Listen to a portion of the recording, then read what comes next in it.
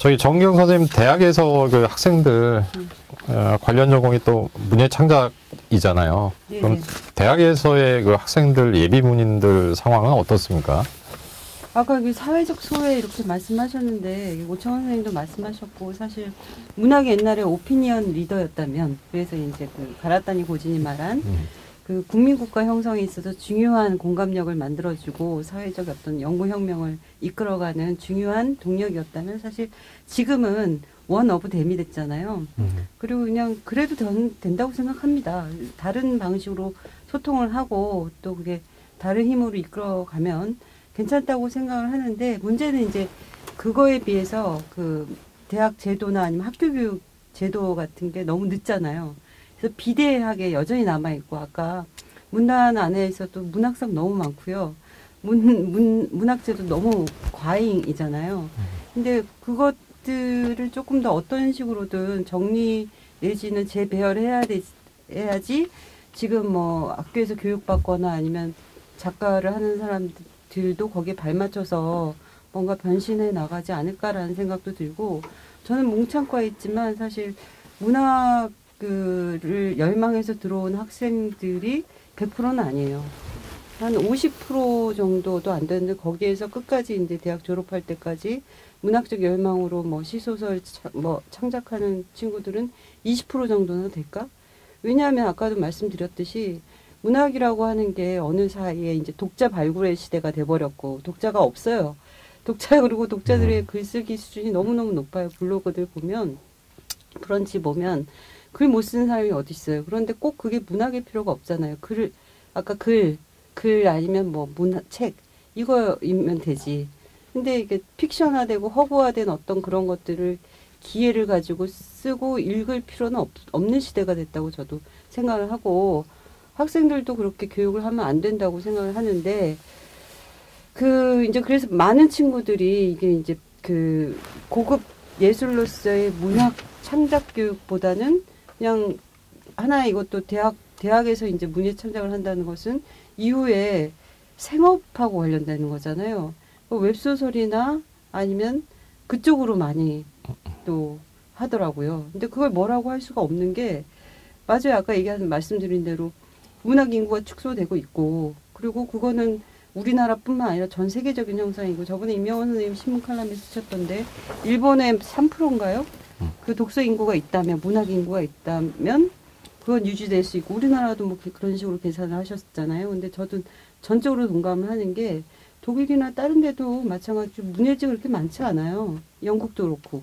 그런데 그 국민 수준이 워낙 높기 때문에 그냥 그 문학 플러스 인문학을 소비하는 독서 인구가 있는 거죠.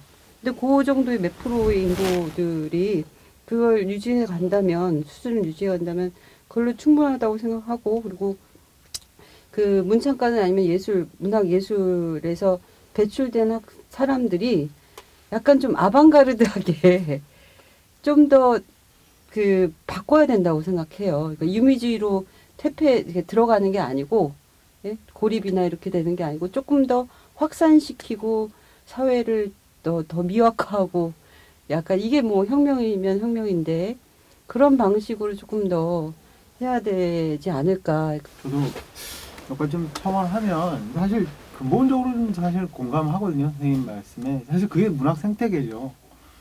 어떻게 보면 이제 아까 오창원 선생님도 말씀하셨지만, 뭐 70년대, 80년대 어떤 산업화 민주화 시대에 문학이 했던 특별한 역할 같은 것들, 말하자면 민주주의의 어떤 지적 무기로서 작동했던 90년대는 제가 보기에는 아마 이제 그 형식의 민주주의라고 하는 게 달성된 이후에 한국의 어떤 문화적 다양성을 좀 포용하고 받아들이는 시기였다고 생각을 합니다. 그때 가지고 있었던 문학의 특별함이 있었을 거라고 생각을 해요. 그리고 지금 아마도 그런 역할이 이제 좀 다양한 장르들과 공존하게 되고 나누게 되었을 때 문학의 몫이라든가 뭐 우리가 이른바 지분이라고 하는 걸 줄어드는 건 어쩔 수 없는 것이고 어떻게 보면 과거에 비대할 정도로 문학이 가지고 있었던 영역이 컸던 것이 지금 어떻게 보면 좀 조심스러운 말이긴 하지만 정상화 이런 것일 수도 있다고 생각을 합니다. 근데 여기에는 어떤 조건들도 분명히 있어야 된다고 생각을 해요. 즉 문학이 그렇게 과대하게 클 필요 없다. 문학의 지분이라고 하는 건 사실은 3%, 뭐 그 정도도 저는 충분할 수 있다고 생각을 하는데, 사실 아까 이제 뭐 도서관 얘기도 좀 나왔고 하는데, 저는 좀 약간 반대 방향으로 생각을 하고 있거든요. 오늘 정책에 대한 얘기가 나왔으니까, 만약에 정책 지원이 있다면 저는 뭐 작가에 대한 지원이라든가 다 좋은데, 오히려 접근성이라든가 이른바 향유권에 대한 지원은 더 이루어져야 된다고 생각을 해요. 가령 뭐 외국 같은 경우에는 우리같이 이렇게 책을 개인들이 사서 보는 경우는 많지가 않거든요. 오히려 이제 아무 데나 가서 도서관 가면 다 빌려볼 수 있고, 그런데 내가 왜 개인적으로 따로 사야 돼? 개인에게 오히려 우리가 작가들 책을 썼을 때 이게 내 책이 얼마나 팔렸을까, 이걸로 내가 호구가 될까, 이런 것은 독자에게 맡기면 안 되는 문제라고 생각을 하거든요. 거꾸로 이제 정책적 지원이 있어야 된다면 그런 부분이 있어야 되고, 관련돼서 도서관이라고 하는 것이 지금 굉장히 많죠. 저도 집 근처에 이제 도서관이 많이 생겨가지고 좋아는 하는데 가보면 너무 멋있어요. 근데 일단은 정말로 이게 정말 과시형으로 지은 도서관이구나 하는 생각이 딱 듭니다. 왜냐하면 차지 선생님이 필요로 한 책은 없죠. 그렇죠. 그리고 뭐 근데 저는 전문 연구자니까 저는 그렇다고 생각을 해요. 하지만 우리 아시잖아요. 뭐 서가에 꽂혀 있는 기한이 정해져 있어요. 3년에서 5년. 지나가는데 그 기간이 넘어가는 책들은 이제 지하 수장고로 들어간다든가, 찾아보지 않으면 찾을 수도 없고, 그리고 더 이상 기한이 지난 것들은 폐기가 된다든가, 책 자체도 이제 신청을 하더라도, 신청을 하면 물론 사주긴 하겠지만, 그러나 상당히 많은 경우에는 이건 뭐 몇 명 보지도 않을 책인데 이걸 왜 우리가 사야 되느냐. 말하자면 수요성에서 이제 떨어지는 것들은 이제 좀 구매가 안 되는 것이지요.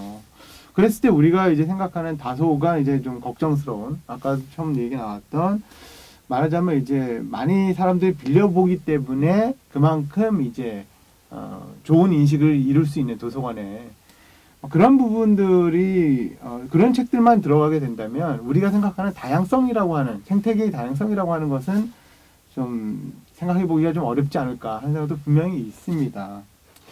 그런 의미에서 저는 접근성이라든가 사용권은 더 좀 확장돼야 될 필요가 있다고 생각을 해요. 이제는 그냥 뭐 보여주기식, 특히 아시다시피 도서관은 이게 표하고 연결되는 거잖아요. 그러다 보니까 삐까뻔쩍하게 정말 멋진 도서관들은 많이 지으면 뭐 그걸로 된다고 생각할지 모르겠지만, 그 도서관이 과연 진짜로 우리가 한 사회의 지적 인식을 높이는데 얼마나 기여할 것인가.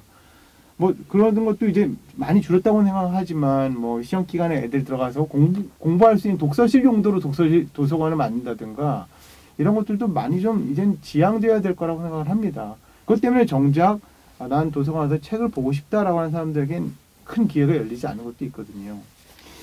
다른 한편으로 이게 진짜 제가 또 하고 싶은 말씀 중에 하나인데, 우리가 이제 문학이라고 하는 것이 분명히 뭐 우리 사회의 주도적인 뭐 장르라든가 이렇게 될 수도 없고 될 필요도 없다는데 굉장히 공감하거든요. 저도 그래야 된다고 생각합니다.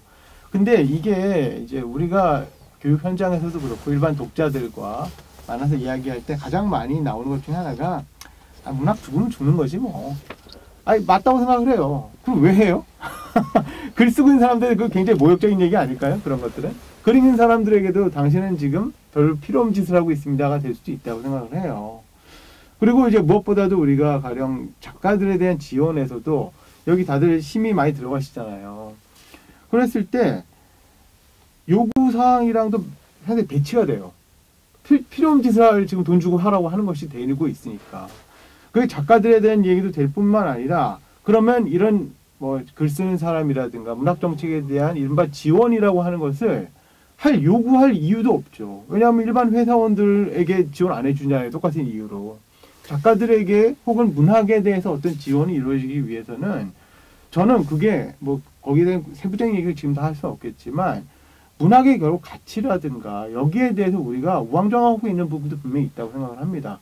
좀 뭐냐면 문학에 대해서 우리가 쿨하게 문학은 큰 가치가 없습니다라고 얘기하는 건 쉬워요. 그렇지만 만약에 문학을 계속하고자 한다면 문학에 어떤 가치가 있지에 대해서 가치 정립 같은 게 전혀 없다고 생각을 합니다. 아까 정정 선생님이 말씀하셨듯이 옛날에 이제 서양의 역사에서도 그랬고 페트론을 통해 가지고 일정 정도 이제 돈 있는 사람들 돈을 부어주던 때는 이제 아니잖아요, 사실은. 그렇다면 전 국가의 지원이라는 것도 정책 얘기에서 우리가 좀 조심스러워야 되는 거는, 저는 사실 창작 지원에 대해서는 약간 회의적이거든요. 왜냐하면 창작 지원이라고 하는 게 결국 공적 자원을 사회적 동의를 통해 가지고 세금이라든가 이걸 묻는 건데 그러면 다른 많은 영역들과 마찬가지로 실적을 요구할 수밖에 없는 거잖아요. 당신 언제까지 시 한 편, 소설 한 편 내라. 뭐 무슨 글을 써라. 근데 그게 우리가 보고서도 아니고 언제까지 작품을 하나 만들어 내라는 게 돈 얼마 줬으니까 이게 무슨 뭐 알바하는 것도 아니고 말이 안 되는 상황들이 많이 펼쳐지죠. 그렇기 때문에 아까 오창훈 선생님께서 그런 어떤 그 실적에 대한 정량화된 수치를 통해서 입증 가능한 것을 요구하는 것은 문학에 대해서 걸맞지 않다라고 하는 데 대해서 완전 동의하죠. 다들 아마 마찬가지일 거고요. 그랬을 때 과연 우리가 문학이라고 하는 혹은 정영 선생님 말씀대로 아주 넓은 의미의 문화적 장르로서의 글쓰기라고 하는 것이 어떤 특별한 가치를 갖는다는 것에 대해서 사회적 동의가 있어야 된다고 생각을 합니다. 근데 정작 여기에 대해서는 우리가 생각하지 않는 것 같아요. 문학은 우리에게 뭐 마음의 위안을 준다든가 이런 거는 가치가 아니에요. 제가 봤을 때는. 조금 더 이제 사실은 문학이 약간 위안이나 이런 게 아니고 장유진 같은 작가는 요새 많이 읽히잖아요. 뭐 달까지 가자 뭐 뿐만 아니라 일의 기쁨과 슬픔이라든가. 근데 사실 그거는 그러니까 드라마나 영화가 못한 영역이거든요. 이게 뭐냐면 어떠한 플롯이나 드라마틱한 어떤 서사 이런 게 아니고 그냥 그 안에서 느끼는 자잘한 감성과 소통 방식과 뭐 감정 교육이라든가 어떤 이런 부분은 문학만의 아주 특유한 영역인 것 같아요. 그러니까 그게 사적인 영역일 수도 있고 사적으로 이제 공적으로 막 얘기 못하는 어떤 부분들 그것들이 분명히 있고 그래서 이제 장유진이 동시대 젊은 친구들한테 소통이 되고 많이 읽히는 것 같은데 그렇게 현장에서 아까 문학으로 발언하는 친구들이 많아져야 된다고 생각합니다. 그렇다면 그게 아까 그래서 예술가한테 직접적으로 창작 지원하는 거는 별로라고 말씀하셨는데 아까 그 생각도 들더라고요. 책을 사주는 거. 예, 그게 뭐 지금도 문학 나눔이나 그런 게 있지만 조금 더 많은 작은 도서관들이 많아져서 아까 시한 얘기는 저도 몰랐는데 끊임없이 이제 어떤 중요한 좋은 책들은 정말 많이 사줘서 그게 이제 거꾸로 이제 그럼 예술가 지원이 되는 거죠. 그렇게 되는 방식도 있을 수 있다고 생각하고 그런데 뭐 성과를 내라 이런 많은 창작자들한테 그렇게 할 수는 없지만 옛날에 페트론 귀족들이 지원했던 예술가들은 그러면 다빈치나 이런 사람들은 뭐 만들려고 만들었어요. 그러니까 그럴 수 있다고 생각하는 게 차라리 로얄 그러니까 국가가 지원하는 아주 명예로운 그 예술가를 젊었을 때부터 지금 예술원의 그 원로들이 아니고 몇 명 지원을 해서 그렇게 조금 수준 높은 것들을 한참 활동적일 때 만들게 하면 어떨까 이런 생각도 해보거든요. 빛나는 작가들이 분명히 있잖아요. 그런 작가들에게 어떤 일찍 발굴을 해서 뭔가 촉진을 하는 것도 굉장히 중요한데 근데 아까 우리가 선생님께서 채식주의자 말씀하셨잖아요. 사실 저도 나왔을 때는 너무 별로 재미없다 이런 생각을 했었는데 많은 분들은 더 읽지 않았겠죠. 저는 한강의 채식주의자가 이렇게 전 세계적인 명성을 탈 수 있었던 것은 선생님 말씀대로 좋은 번역자도 만났고 그리고 동시에 이제 아마 시의성이라고 하는 거. 그 채식주의자가 처음 나왔을 때는 사람들에게 어떤 되지 않았던 어떤 감정의 어떤 효과 같은 것들이 마침 그것이 번역되었을 때 사람들의 어떤 여성의 어떤 삶이라든가 혹은 어떤 일상으로 환원되지 않는 아주 특수한 어떤 개인의 어떤 감정선이라든가 이런 것들이 특히 채식이라고 하는 어떤 그 행위와 관념의 결합을 통해 가지고 소구될 수 있었다고 생각을 하거든요. 그럼 좀 거칠게 말한다면 뒤늦게 시대와 호응한 작품이라고 생각을 해요. 그거는 저는 그러니까 아까 오창훈 선생님도 직접적으로 말씀 안 하셨는데 인정 욕구, 그러니까 외국 타자의 시선에 의해서 인정받으면 그걸 우리가 소비하는 이거 굉장히 그러니까 되게 자존심이 상하다고 생각하지만 전 채식주의자가 바로 그거라고 생각을 합니다. 데보라의 성공적인 번역이 가장 최대한의 어떤 성과였지만 데보라가 20대에 그걸 공부해서 그 에너지를 다 쏟아 넣어서 분명히 한강의 채식주의자하고는 다른 아주 빛나는 그 채식주의자가 나왔고 그게 이제 서구 사람들한테 어필했겠죠. 서구의 욕망, 채식과의 욕망과 뭐 여성과 기타 등등. 근데 한국 독자들이 그걸 다시 받아들였을 때는 그걸 타자의 욕망, 타자의 인정을 욕망한 거예요. 사실 좀 자존심이 상하지만. 그렇죠. 100%는 그렇지 예, 않으니까요. 100% 그렇지는 않지만, 예, 그러면 얼마든지 반론을 해보시죠. 네. 노벨 문학상도 그렇다고, 저는 많은 부분 그렇다고 생각하고, 그래서 기분이 나쁩니다, 솔직히. 기분 나빠서 이게, 식민지를 겪어서 그런가, 라는 생각도 들고 한데, 저희가 정말 자발적으로 한강 채식주의자나 아니면 다른 저주토끼 열심히 봤냐면 그렇지 않거든요. 그러니까 이 자존심 상하는 상황을 계속 우리가 다시 제가 베풀이 채식주의자 되는. 얘기를 한 거는 예. 예. 다른 예를 들어도 되는데 네. 뭐 선생님 말씀 저도 동의해요. 어떤 우리 타자의 시선을 통해 가지고 자꾸 우리의 욕망을 대체하려고 하는 그런 게 있고 뭐 채식주의자가 거기에 일부 호응했을 수 있죠. 하지만 채식주의자 자체가 한강이라는 작가의 작가적 역량이라고 하는 게 근본적으로 없으면 우리가 밀어준다고 되지는 않잖아요. 화령 뭐 소련에서 국가 정책적으로 얼마나 많은 작가들을 지원을 해줬는데 지금 다 잊혀졌거든요. 소련 시절에 있던 작가들. 그러니까 저는 어떤 제가 말씀드리고 싶은 거는 시대와 호응할 수 있는 작품이라고 하는 거는 그 작품이 만들어졌던 것보다는 훨씬 나중에 올 수도 있고 다른 계기를 통해서 올 수 있다라는 말씀 드리고 싶었어요. 예, 그거는 맞는데 시차가 있다라는 건 맞는데, 그러니까 아까 문단의 폐쇄성 얘기하셨는데 문단의 폐쇄성도 문제인 게, 그러니까 지금 그 타자들은 무엇을 읽기를 원하는가라고 했을 때 제가 외국에 나갔을 때 한국 문학에 원하는 거는 외국 독자들이요 산업화, 독재, 민주주의, 그 다음에 가부장제 이런 걸로 서러움을 받는 여성. 뭐 이런 컨텐츠를 원했어요. 그러니까 시선이 편견으로 꽉 차 있는 거죠. 옛날에 프랑크푸르트 갔을 때. 그런데 어쩌면 한국 안에서 그 문단 권력이라고 하는 게 그런 것들을 요구하는 거예요. 작가들한테도. 그래서 작가들한테도 그런 작품, 가령 극단적이지만 그들의 시선, 그런 것들을 요구해서 독자들에게 던져준 어떤 지체된 생태계가 좀 문제지 않을까라는 생각이 많이 들었어요. 예. 근데 그렇게 소구된 작품들은 저는 그렇게 지속력이 길지 않을 거라고 생각을 합니다. 당장은 그게 번쩍할 수 있어도 결과적으로는 결국 시대에 걸쳐서 자기 시대가 불러내는 작품들이 있잖아요. 저는 그런 부분들에서 좀 중요한, 만약 생태계를 만든다면 우리가 언제라도 그때 당시에는 잊혀졌지만 나중에는 우리 시대의 필요에 의해서 혹은 어떤 특정한 감시관을 가진 사람을 발굴해내는 방식으로 찾아낼 수 있는 문학적인 어떤 토대를 만들어내는 거. 뭐 도서관일 수도 있고 혹은 많은 작가들이 더 많이 써서 자기들의 작품을 공적인 플랫폼 위에 올려놓을 수 있는 방식이라든가 그런 것들이 어떤 이른바 정책의 대상이라는 생각을 하거든요. 그런 의미에서 개인에게 누구에게 작품 써라라고 지원을 해주는 게 큰 효용 효과가 없을 수도 있다. 뭐 하지 말자는 얘기는 아닙니다만. 그냥 그런 상상을 해본 거예요. 예. 저도 하나만 좀 재미있는 재미를 위해서 말씀드리면, 저는 러시아에서 유학을 했지 않습니까? 그래서 공부를 하면서 어느 날 일본 친구가 학위를 마치고 집에 가는 길에 파티를 좀 연 거예요. 그랬더니 러시아인들도 많이 오고, 그래가지고 얘기를 좀 하다 보니까, 어떤 러시아인에게, 너는 여기서 무슨 공부를 하냐? 학생들 모임이었으니까요. 그랬더니, 놀랍게도 나스메 소세키를 연구한다고 하더라고요.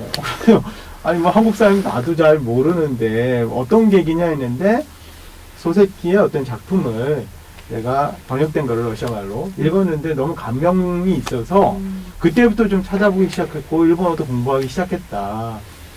훌륭한 거죠. 만약에 누군가 한국 문학에 대해서 그런 소회를 밝힌다면 얼마나 좀 기분이 좋겠습니까? 그냥 그게 물론 지금 현재의 문학과는 좀 다르지만 고전이니까. 근데 어떤 또 다른 친구 한국어를 배우고 있는 친구를 그 자리에서 만나서 얘기를 하는데 너는 어떤 계기로 한국어를 공부하고 뭐 하고 싶냐 했는데 한국의 유명한 S라든가 L 기업에 가서 취직을 하고 싶다라고 얘기를 하더라고요. 물론 이거는 그 친구를 비하하거나 혹은 그걸로 일반화시키려고 하는 의도는 전혀 없음에도 불구하고 우리가 이른바 문화와 국가라든가 문화적 어떤 능력과 자긍심을 이야기할 때 언급할 만한 부분은 이런 거라고 생각을 합니다. 어떤 번역 문제도 있겠지만 그 나라의 문학적 생태계가 특별히 아주 빛나는 작가들에 의존해 있는 것인지 혹은 아주 풍요롭게 다양하게 있기 때문에 내가 관심이 있어서 한번 찾아간다고 했을 때 아 정말 여기에 뭔가 있구나가 있는 것과는 좀 다른 얘기라고 생각을 해요. 분명히 훌륭한 작가의 몫은 그 사람이 다른 작가들로 환원될 수 없는 뭐가 있다고 생각을 해요. 하지만 동시에 그 사람이 기대고 있는, 발딛고 있는 이 문화적 토양이라고 하는 거, 이건 무시할 수 없다고 생각을 하거든요. 그런 부분들이 만약에 우리가 좀 낚아지는 얘기일 수 있겠지만 한국 문학의 어떤 세계적인 어떤 진전이라든가 이런 걸 얘기할 수 있을 때, 혹은 우리가 문학에 대해서 지금 어떤 특별한 가치를 가지고 우리의 문화적 자부심, 자긍심 같은 걸 이야기한다고 했을 때는 그런 부분들이 좀 강조될 필요가 있고 바뀌어져야 될 필요가 있지 않을까 생각이 듭니다. 아까 그냥 제 농담 삼아 네. 국립한국관, 예. 한국문학관에서 국립예술원을 만들어서 그 축구 국가대표처럼 몇 년간 뽑아서 계속 지원을 전폭적으로 해주고 뭐 연봉 그 축구 선수 못지않게 그렇게 해줘서 한 몇 년 뛰게 하는 거예요. 2년. 그러니까 원래 그러면 어떻게? 문학 월드컵을 차라리 빨리 만들어가지고. 아니, 전속 작가. 예, 전속 작가로 로얄이지 이제 그 왕립, 국립 이렇게 예술가들 해갖고 그 엄청난 경쟁력으로 그렇게 한번 해보면 어떨까요?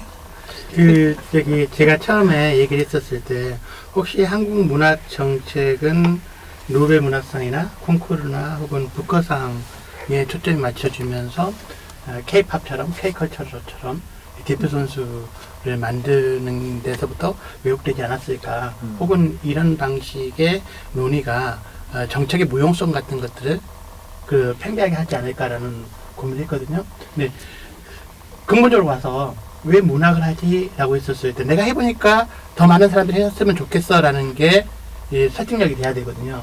근데 한국 문학에 에너지가 있었을 때는 언제였던가? 아까 제가 문인협회 얘기하고 또 이제 반공주의 문학 얘기하고 우파 문학 얘기를 했었을 때 그 문학에서도 어떤 성과들이 있긴 하지만은 진정한 에너지는 안 나왔던 것 같아요. 농민들에게 다가갔을 때, 노동자들에게 다가갔을 때, 혹은 그 소외된 사람들에게 다가갔었을 때, 자발적으로 다가갔었을 때, 주류가 아닌 비주류를 자체를 했었을 때, 혹은 내가 사회와 갈등하다가도 감옥 갈 각오를 했었을 때, 직장을 잃을 각오를 했었을 때 에너지가 나왔던 것 같아요. 이제 그 가치인 건데, 정책도 그렇고 문학도 그렇고 현대 문학도 그런 것 같아요. 우리가 지금 주류 자본주의 사회, 신자유주의적 자본주의 사회에 있지만은 주류 사회에서 인정받는 거는 명백한 한계가 있는 것 같아요. 좋은 정책이라면 문학에 접할 수 없었던 사람, 그런 뒤에까지 박탈됐던 사람에게 다가설 수 있는 정책까지도 포함되는 것. 좋은 작가를 지원하는 것뿐만 아니라 그런 것들이고, 한국 문학이 고민해야 될 부분들은 문학이 이렇게 화려했던 때가 있어서가 아니라 문학이 어떻게 바뀌어야 되지 하는 부분들, 문학의 근본에는 뭐가 있었지 하는 부분들을 한국 문학이 고민하지 않으면은 정책도 바뀌지 않는다는 생각이 들어요. 예, 이야기를 계속 진행하다 보니까 말미에 굉장히 많은 이야기가 나왔는데요. 오늘 모든 얘기를 다 할 수는 없고, 이제 시리즈가 이어지기 때문에, 오늘은 이 정도에서 좀 정리를 하도록 하겠습니다. 예, 오늘은 한국문학 미래 문화정책 관련해서, 논의를 했는데요. 발표해 주신 오창훈 선생님, 그리고 정은경 선생님, 최진석 선생님 모두에게 감사를 드리겠습니다. 지금까지 작가TV 대전환 토론의 첫 회였습니다. 예, 마치도록 하겠습니다. 감사합니다. 감사합니다. 예, 수고하셨습니다. 마무리된 듯. 끝마무리. 앞에 다 날리고 뒷부분만 날리지. 앞에 다 날리고. 몇 번 하면은 이제 선수가 될 거예요. 빨려 들어가 봐. 아니 그 내가 더 웃게 해주려고 내가 지금 뒷부리에서. 이렇게 이 정도는 웃겨줘야지.